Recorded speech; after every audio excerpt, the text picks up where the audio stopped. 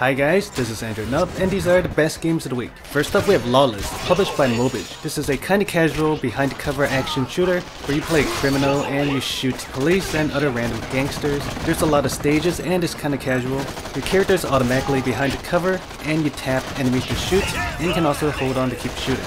Graphics are decent, although the background seems kinda 2D, so it's kinda weird. But there's a ton of levels and a lot of guns, and it's a decent action game.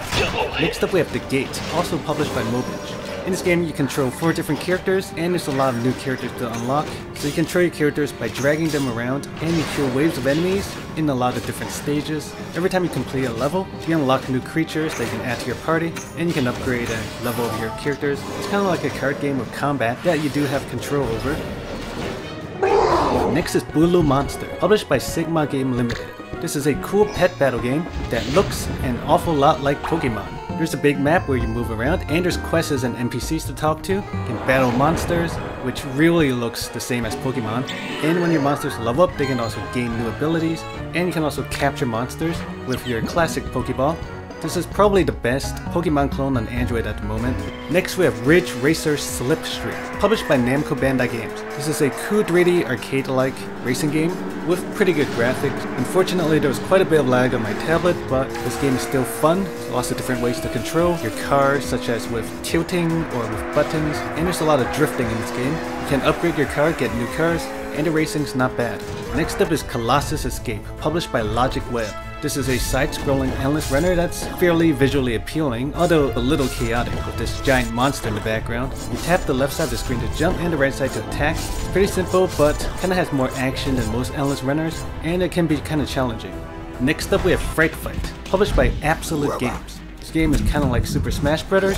There's 4 different characters and you can play against 4 other people online. It's kinda fun, you can move, jump around, attack. Controls are simple. The goal of each round is just to get the most amount of kills. You can level up and get new skills. It's a fun online action game.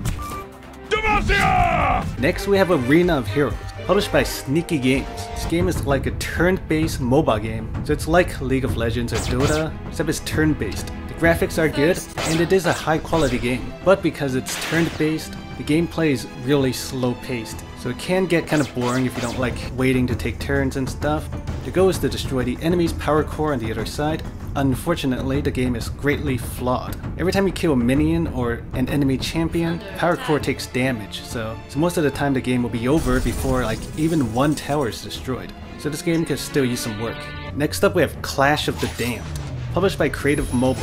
This is a vampire versus werewolf themed RPG. This game has a story with lots of dialogue. You can choose whether to be a werewolf or a vampire. You travel around the map, kind of like an RPG style, doing quests and fighting enemies. The combat's turn-based with some gesture controls to keep it interesting. You can level up, get new equipment, and there's a lot of levels to go through. Next we have Rakoo's Adventure, published by NAMCO Bandai Games. Here's a really cute endless runner. Control your character by dragging him around. The goal is to collect flowers and avoid enemies. There's a lot of levels to go through, and the game does have some variety, like getting random power-ups, and some crazy things like riding on a bear.